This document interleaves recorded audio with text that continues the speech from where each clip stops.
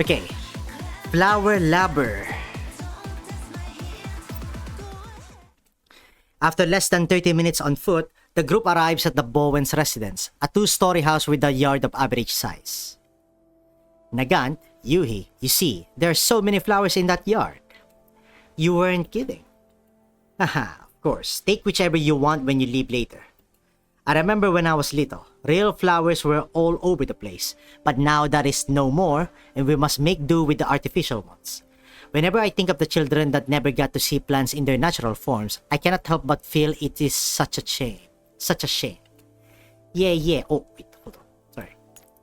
Yeah. The texture of real petals cannot be matched by plastic copies. We'll make good use of them. It's just that they don't stay in bloom for as long. Looks like my resale profits are gonna go down a bit. Bonk.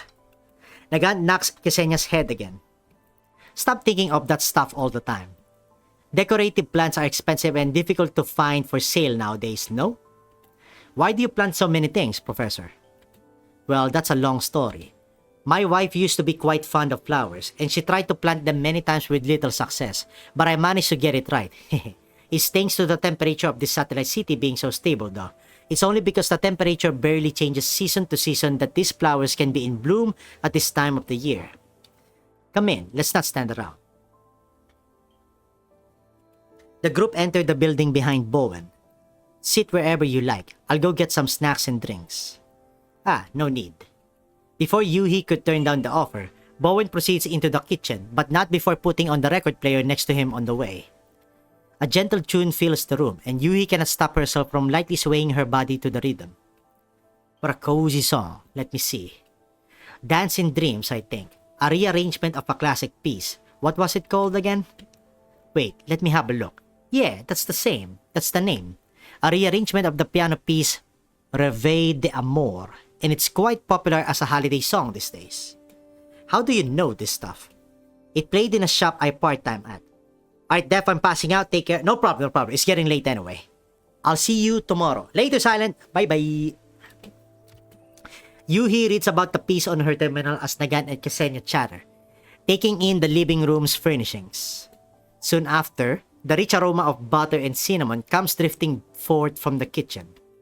Ooh, that's butter cookies and cinnamon biscuits. Impressive, being able to tell from the smell alone.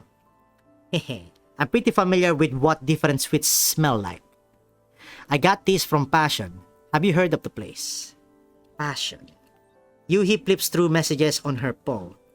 That's the place Sharkri Senbei was talking about. It's pretty famous here in LUB01. It's positioned on a shopping street, and there's often people queuing up outside.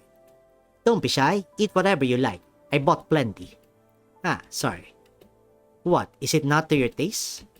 No, I just do work related to dancing. I need to watch my weight. Dolls can get fat? We can't, but the other dancers all control their weight. I want to learn from them and train my mental fortitude this way. I see. What a shame. Bowen places the tray full of cookies on the table. Just as he lets go, Lumi runs over with an immense excitement. Cookie, passion cookie. Here you go. Don't go throwing it about. Bowen caresses Lumi's shell, picking up a biscuit and placing it on Lumi's round head. That little guy has a gastral module? No, I just like to sate Lumi's curiosity. He cannot actually eat. Feels like you two get along really well. You don't treat it like a robot at all, with the way you touch its head so often. Haha, is that so? Lumi is something my late wife left behind. Its existence is special to me.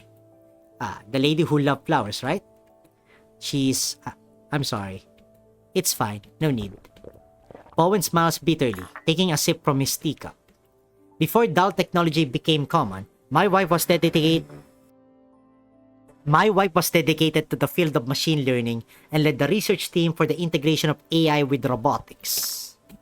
But even after she passed from illness, the program never managed to break past its technological bottleneck.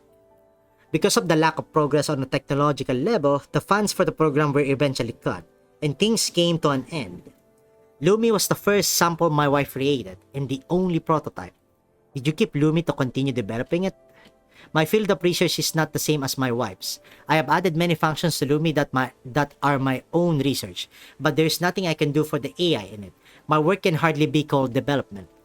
To me, its growth is more like a little kid's. I teach it what I know, bit by bit. Lumi is very important to me. A certain gentleness appears on Professor Bowen's face as he speaks of Lumi and his wife. Yoohee suddenly gets a feeling that she shouldn't interrupt his reminiscence. Regrettably, Ksenia takes no note of the conversational atmosphere over here, her attention captured by the flowers used in the indoors furnishing. Lumi's AI is pretty impressive though. It was this good back then? Yeah, the security bots from security management aren't on the same level at all. It's nothing compared to the dolls of today, but back then, Lumi had a high-performance AI for sure. Just think of it as a product of things now obsolete. I see. Right, I nearly forgot why I was here. Professor, about the artificial snow. Could you tell me why you need this artificial snow and what you plan to use it for? Why... Mincing her words a little, Yoohee tucks her hands away behind her back, running her index fingers together. Me and the others in my dance squad have a performance that's very important to us coming up. I wanted to add some falling snow in the middle of the routine to give it a little oomph. Even since the proliferation of collapse radiation, people haven't had the chance to see new white snow. The fantasy of snow is a key element of our dance very essence. So I wanted there to be snow at the climax of the routine, even for just a minute. Looks like this is a request I can't say no to. Eh? Yoohee looks at Bowen in surprise. If it's in a small radius for a short time, and I can be there for tech support, I think Lumi should be able to manage it. I can use this chance to get another round of experimental data. I'm sure that data gathered in a practical scenario will be valuable. Perfect. Thank you, Professor. Yoohee jumps with joy, a blush spreading across her cheeks. Not so fast. My agreement alone is not enough. It might sound a little silly, but I would like to respect Lumi's wishes.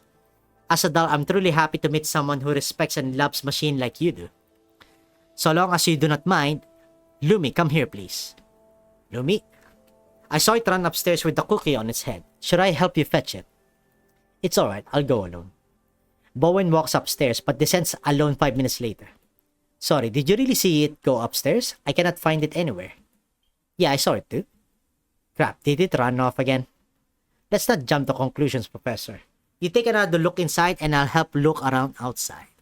Ksenia and I will help as well. The flowers you gave us are precious and we cannot just take them for free. Wait, I gotta go too.